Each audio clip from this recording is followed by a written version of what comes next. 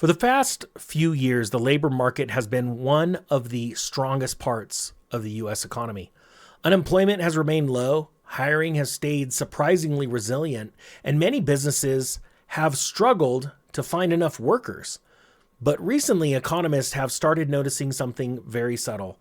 Not a sudden collapse in employment, but small shifts appearing beneath the surface of the labor market. Changes in hiring, changes in the amount of hours worked, changes in how companies talk about their workforce. You see, these signals don't always show up immediately in the unemployment rate, but historically, they've often appeared before the labor market begins turning. And right now, there are three details economists are watching very closely. So how about we break them down? Let us start with a simple question. How do economists actually know when the labor market is changing? Most people focus on one number, the unemployment rate. When unemployment is low, the labor market appears strong. When unemployment rises, the labor market appears weak. But the unemployment rate is often a lagging indicator. In other words, it usually reflects changes that have already happened. By the time unemployment rises significantly, businesses may have already slowed hiring or begun reducing costs. That is why economists often look for earlier signals, indicators that begin shifting before unemployment moves. Right now, there are three of those signals that economists are watching closely. The first is job openings. During the recovery following the early 2020s economic shock, job openings surged to unusually high levels. Companies across many industries struggled to find workers. Restaurants were short-staffed. Airlines struggled with hiring. Manufacturing firms faced labor shortages. At one point, the number of job openings in the United States reached record highs. In simple terms, there were far more open positions than available workers. This imbalance gave employees more bargaining power. Workers could switch jobs more easily. Wages began rising faster in many industries. Economists often describe this situation as a tight labor market. But recently, job openings have begun declining, not collapsing, but gradually moving lower. That shift suggests companies may be becoming more cautious about hiring. When businesses feel confident about the future, they expand their workforce. But when uncertainty grows, companies often slow hiring first. Instead of laying off employees immediately, they simply stop adding new positions. This is often one of the earliest signs that labor market momentum is changing. The second signal economists are watching involves hours worked. When businesses face weaker demand, they do not always start by firing workers. Instead, they may reduce the number of hours employees work. For example, companies may schedule fewer shifts, they may reduce overtime, or they may shorten work weeks. This allows businesses to reduce labor costs without immediately resorting to layoffs. Because of that, economists often monitor something called average weekly hours. If hours worked begin declining across multiple industries, it can signal that businesses are experiencing slower demand. And historically, declines in hours worked have sometimes appeared before larger job losses begin. Now let us look at the third signal, temporary employment. Temporary workers often serve as a kind of buffer in the labor market. Companies hire temporary workers when demand is strong but uncertain. Temporary positions allow businesses to expand capacity without committing to permanent hires. But when economic conditions begin weakening, temporary jobs are often the first to disappear. Companies simply choose not to renew contracts, or they reduce temporary staffing levels. Because of this dynamic, temporary employment often begins falling before broader job losses appear.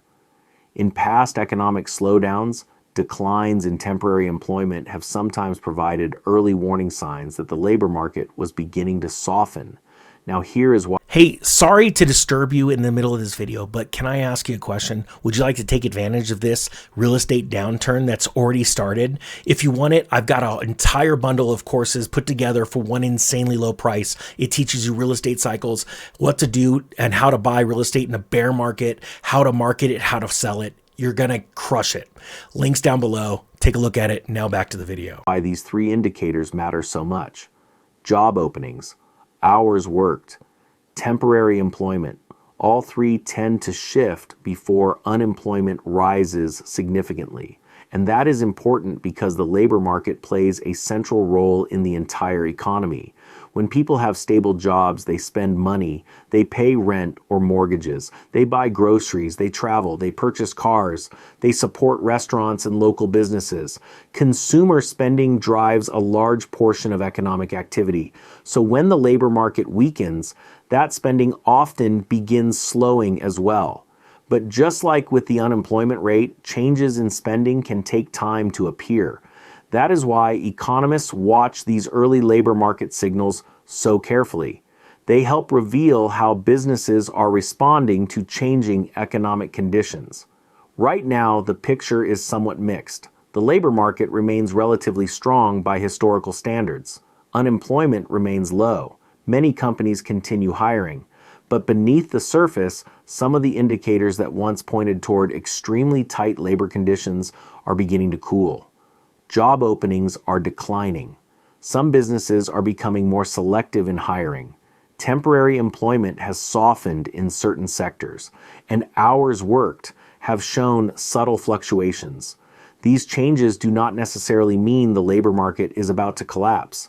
Economic data often moves in cycles, but they do suggest that the balance between labor demand and labor supply may be shifting. And when that balance changes, it can influence many other parts of the economy. Wage growth, consumer spending, corporate profits, monetary policy. In fact, central banks often watch labor market data closely when deciding interest rate policy.